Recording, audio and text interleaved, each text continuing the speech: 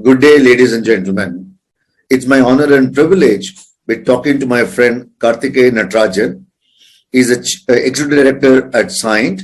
He also holds the chair of the NASSCOM Engineering Design Council and is also the executive council member of NASSCOM with a very rich experience. Both of us have worked together for the last decade to explore how India could be an innovation destination for engineering R&D.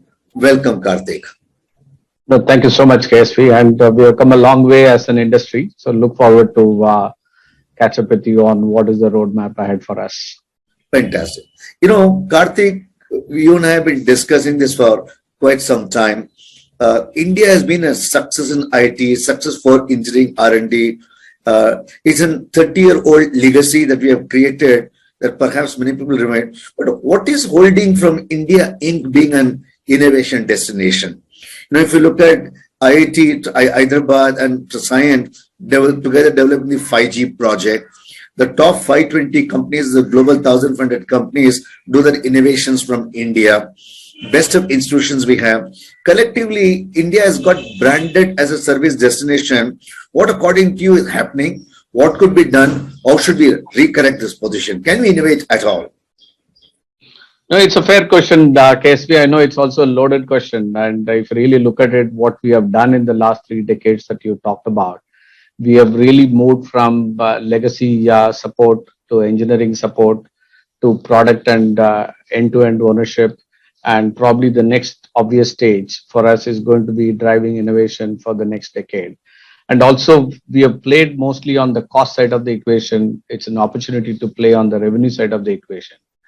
And also the amount of technology intervention that is likely to happen, be it in terms of cloud, mobility, artificial intelligence, and the electrification, the energy transition, and all of them will really force new innovation that is going to happen. And probably the gap that had India with the rest of the Western world is shrinking. And we probably have a great opportunity to bridge the gap. And there is a lot more that need to be done from India too for us to get to that stage.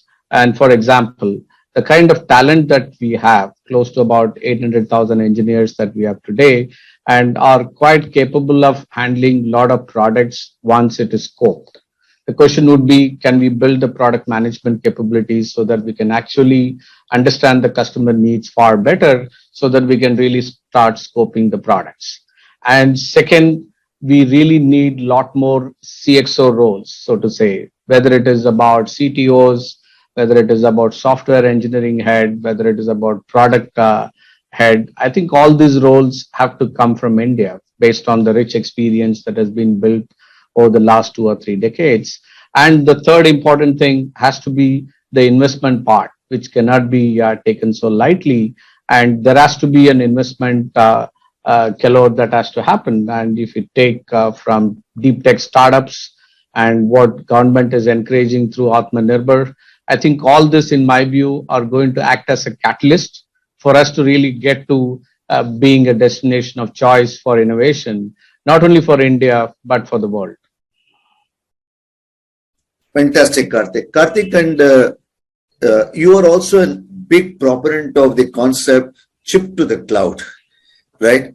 If you can give a highlight to the viewers, what is your vision for how India can play in chip to cloud strategy, perhaps excel in every portion of it? No, it's a great one, KSV, and I'll also connect with what you talked about in the last question. And if you look at, we call ourselves as tech stack from Cyient, and the tech stack has something like a silicon or the hardware at the lowest end, and you add embedded on top of that, and probably connect this silicon to any of the cloud related things through any of the connectivity means, whether it is GPRS or GPS or Wi-Fi or Bluetooth, short or long range communication. And once you connect it, you're going to collect the data. How do you think the data platforms has to play a role? And then you also have the digital platforms to really make a sense out of the data that is going to be collected. So we call this as our tech stack, or the 5 pillars, and which go all the way from silicon to embedded to connectivity to data and digital platforms. Now, this has to be applied for every industry and every segment that we are going to operate in. And this is going to be something as is happening as we speak. And if you go to any segment today, and there is significant amount of intelligence that is moving into silicon, and you can't really avoid that. You take Apple, you take Tesla, and they want to have their own silicon design, and this is going to be something which is going to proliferate across many segments in automotive and telecom, and people want to really bring their secret recipe into the silicon. So that's going to be a key element. On the other side, the SaaS or PaaS is going to take a significant entry into the product domain, because what has happened in the product and product domain is you build a product once and you probably have some kind of a support for its life. Now what is happening, the products are growing in value with the continuous update on over their upgrades, and there is going to be a software upgrade that is going to happen on a continuous basis.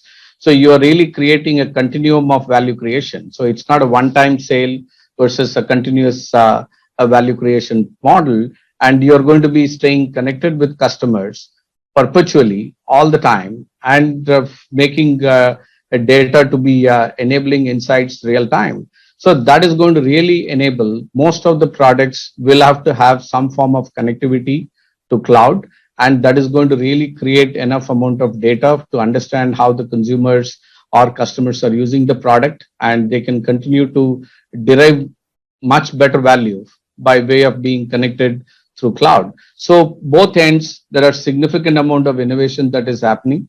On the cloud side, it is going to be more around business model innovation, moving away from selling product into product as a service, or selling platform into platform as a service.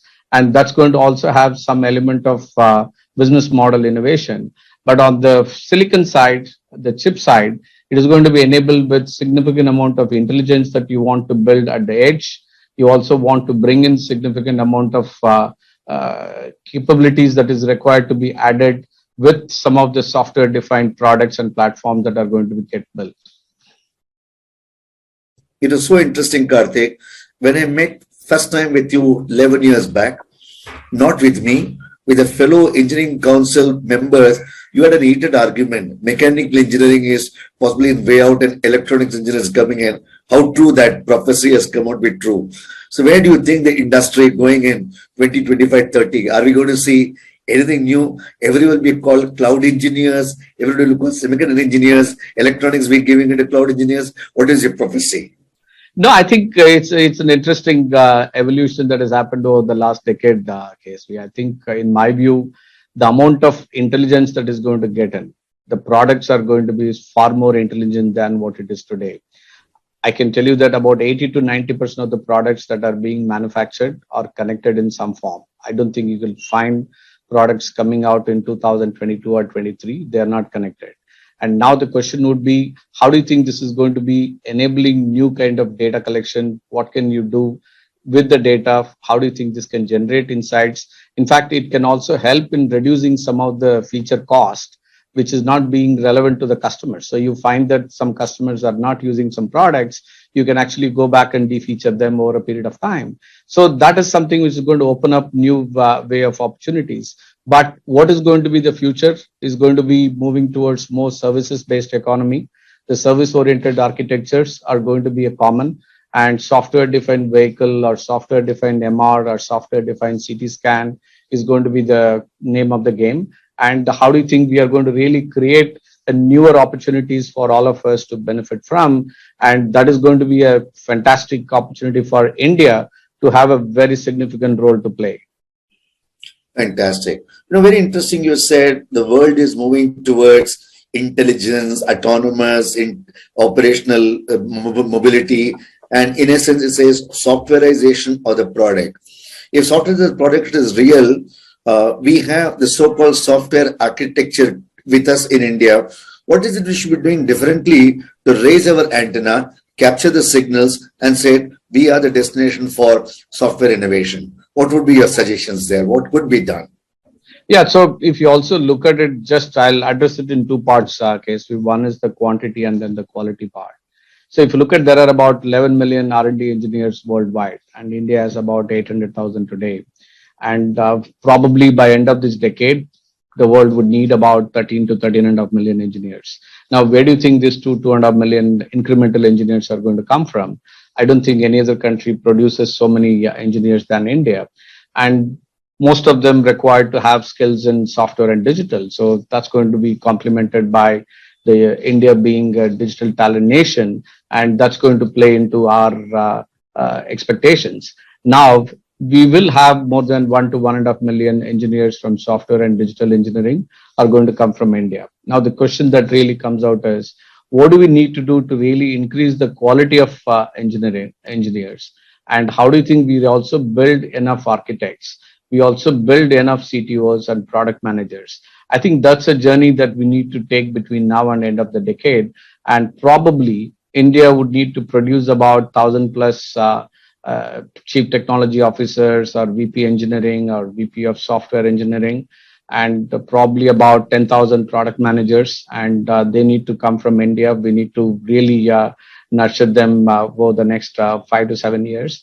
And we also need to build about 100 to 150,000 architects for us to really benefit from the scale that is going to come through the bottom of the pyramid. So how do you think you're going to really create level at every possible way to see how do you think you're going to strengthen this whole pyramid? Interesting you say this. Interesting you say this. I'm putting an controversial, provoking question.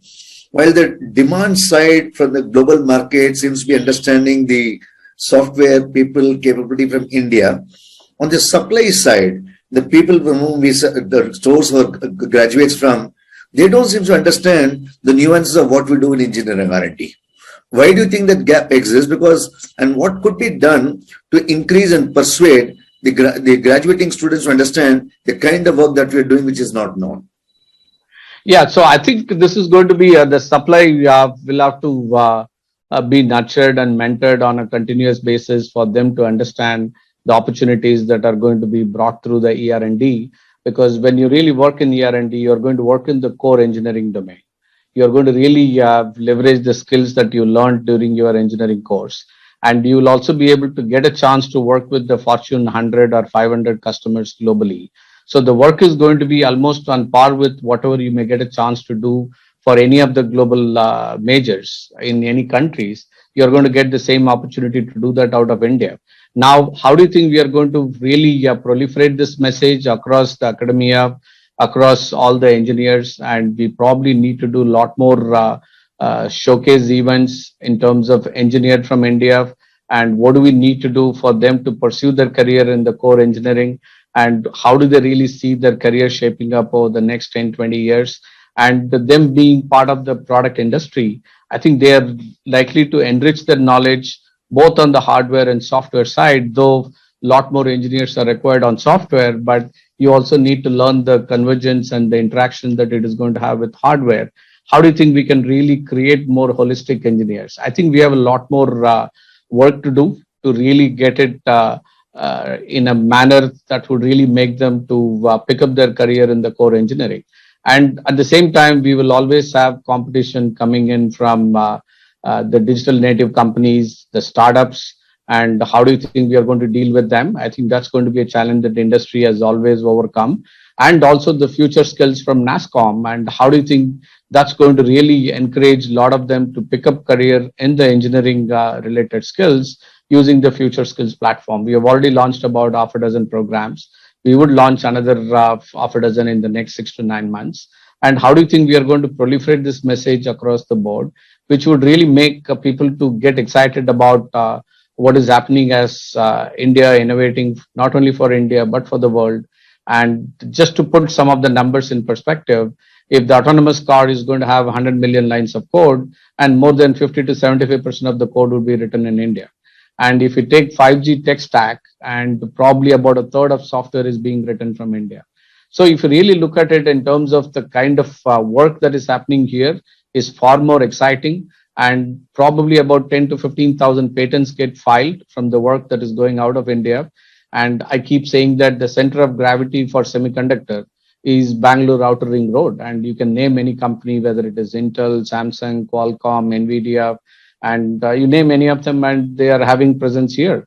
So and look at in automotive, and you already have seen all the tier ones are present in India, be it on Bosch or ZF or Conti, Aptiv, and Veoneer, and so you'll find that this is definitely the a convergence of multiple verticals which are present within a few kilometers or miles of distance. And you can also expect that there is a lot more convergence that is going to happen across many segments.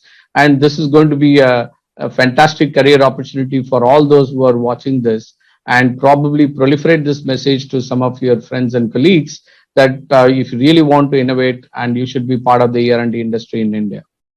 This is a fantastic point. What you're saying is not only produce industry-ready talent, also encourage them to take ER&D as a first choice, because most of them think software means it is maybe a compliance course, Java course, perhaps next posting in New Jersey.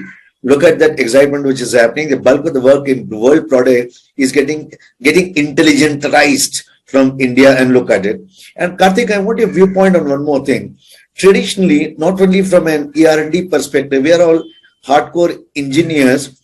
We can think well, write good notes well, good papers well, but we're always doers. How do we get engineers to become good managers? One question. B, don't allow the engineers to rush to become manager unless they spend 10, 15 years. There's a tendency after 3 years, 5 years, he wants to rush to a manager, leave out the engineering, ensure they continue for a longer period, and when they become a manager, they become a good manager. You have such a rich experience, transformed the board. Can you share your perspective? So that's a very, very important and interesting question, KSV. I think we don't want to brush aside as Gen Z or millennial issue. I think they are much smarter than many of the previous generations. And the important thing for all of them to understand is to build a career. You need to persist with certain domains. And yes, you have some skills and capabilities which are critical, but you have to become a specialist in some domain. And you don't build the domain knowledge, be it on telecom or automotive or semiconductor or med device, over the next 2 to 5 years. I think you need to spend at least about 10 to 15 years. And this is going to be extremely critical for every engineer who want to build a career in any of the areas. I think they have to build a combination of domain and certain skills. They can't really take the domain off. And especially when you're talking about a 30, 40 years career that you need to plan for. And this is going to be extremely important. You got to really have some core domain capability as part of what you really have to gain over 10 to 15 year period. That is definitely going to be critical. And second, when you also want to diversify yourself, and you can definitely broaden your skills from core technology areas that you are working on into multiple other diverse technologies, be it a mechanical, electrical, or electronics engineer today, you got to learn about automation, artificial intelligence, and analytics. And all 3 A's are going to be very, very critical for everyone to add to your portfolio. And you also need to be open about expanding into product management. How do you think customer experiences are going to be transformed? And we cannot really take the customer out of the equation, whether you're doing product or service. How do you think you're going to really keep the customer understanding, whether it is from New York or from Los Angeles or from Berlin? And how do you think you really understand different preferences of the customers? What can you do to really build products and services that is going to meet the requirements of these customers? And also the regulation that is going to come in, and a lot more challenging times are ahead, especially driven by a big challenge of climate change and sustainability. And that is going to really draw many new regulations, and whether it is through energy transition or electrification or trying to really bring in more emission efficient products and services. And that's going to really bring a lot more new challenges. So the engineer has to build themselves to be more holistic in nature, and they need to really start adding skill set on a continuous basis over the 10, 15, 20 year period. And Karthik, according to you, you did mention about healthcare, energy, etc., the segment. When you foresee the business by 25, 26, according to you, what will be the top 5 segments is going to stand out? I think with the current state of affairs, KSV, I definitely feel automotive, telecom, and semiconductor, and med devices and healthcare, and followed by manufacturing are the 5 segments that are going to see a significant growth over the next 5 to 10 years. And this is going to be driven by a fundamental change in some of the segments. So if you just take automotive, and this is going to be the decade by which you will find a huge transition from internal combustion engines to electric. And this kind of change has never happened in the last 120 years. So you're really seeing this change after 120 years. And probably more than 70 to 80% of the new cars sold by 2030 would be electric. And the amount of software content that is going to get in, it will make them to move from product oriented approach to service oriented approach. They are going to have close to 30% of the revenue going to come from services part of it. And if you really look at it from telecom with 5G, fiber, and the private wireless, and I think digital transformation is going to be run with the backbone of telecom. So this is going to not only make new communication technologies to roll out for consumer segments, but it is going to be a significant change towards the enterprise segments. So digital transformation won't be complete unless you have a safe and secured communication backbone. And that's going to draw new opportunities on private wireless, and that's going to become a significant opportunity for various enterprise segments. And if you take semiconductors and led by 5G, artificial intelligence, edge compute, and the software-led products that is going to come in, which is going to draw its own changes in the semiconductor silicon as well. So you have to really design some of those silicons which won't be relevant to what has been done in the last 10, 15 years. And if you go to healthcare, preventive, predictive, personalized is going to be on top of the agenda. And given what we have seen on the pandemic for the last 2 years, and significant changes will happen based on outcome-based models or patient-centric model. And how do you think this is going to be really drive significant amount of cost towards the healthcare? And all these changes that are going to be seen are going to be real. And the fifth one could be the energy part with renewables, clean energy, and thanks to the sustainability or carbon neutral goals that has been set up by 2050, how do you think we are going to achieve with a significant amount of energy transition? So these are the 5 segments which will see a significant growth, and I'm sure India is poised to really drive through this growth trajectory. And we got to do a few things in our side to really make sure that we are ready to see the benefits of this growth, but we can actually achieve greater heights of innovation by way of leapfrogging ourselves as an industry. Fantastic. I was also wanting to hear from you, being Cyient's core strength, the travel industry, because I had the opportunity to attend the engineering summit and listen to the first session on aerospace. It was absolutely so refreshing. It didn't appear as if the 6 aerospecialists are talking about fuel, the fuselage to the tail. They were all talking about digital, metaverse, etc. It appeared as if I was attending a computer digital conference than an aerospace conference. They made rocket science appear so simple to laymen like me. So I would expect perhaps even the transportation segment, the rail and the air transport also significantly adopting to this. So essentially you're giving a model of about 6 by 6 metrics, 6 vertical segments which you have suggested, and 6 perhaps horizontal mobility, digital, AR, VR, metaverse, etc. So the cluster of 36 where the future of engineering R&D is going to reside from this. Thank you. This is very good, Karthik. Very, very good.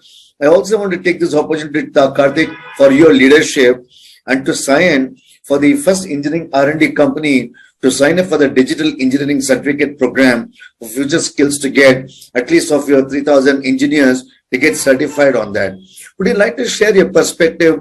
What is the end goal? How does a program like digital engineering certificate can employ the current employer and the prospective employee to get updated on the latest technology and upgraded technologies? No, absolutely, KSV. I think this is a very important initiative within Cyient, where we really want to get every engineer to be upskilled and ready for the future that is coming towards us, be it on mechanical, electrical, and electronics or data engineers. So what we are really taking up is we are taking some of the foundational courses on digital, and we want everyone to really go through that, whether it is about learning certain skills on automation, learning about Python, and learning about the basics of artificial intelligence and how do you think the sensors would define the future of data collection and service economy. I think we really want to make sure that they go through certain basics that are required to acquire these skills and also start practicing in terms of what can be done with the existing projects that they are working on. So as part of it, we have identified about 4,000 to 5,000 people who will go through this program in the next 6 months. And we definitely have done significant amount of training over the last 2, 3 years in terms of getting them skilled. And this is going to be a massive program that we have undertaken over the last 2 years. This will probably continue for another 18 months to really make sure that every engineer in Cyient is going to go through a significant upgrade to the skill set. And this is very much needed today. And with what we spoke about, we want to aspire to become an innovation destination of choice. And for us to get there, I think we need multi-skilled engineers. And this program would really help us to achieve that objective. Karthik, I just want the viewers to know that you and I are also working towards an collaborative project to get the innovations upheld from India. There is academia, startup, industry, multinational corporation, government, all putting together. I don't have enough words to say thank you for the time and energy that you're giving to get a collaborative ecosystem work in India. It's not a question of if we succeed. The question is when we succeed. And thank you for all the opportunity. Before I end, Karthik, there are two quick questions.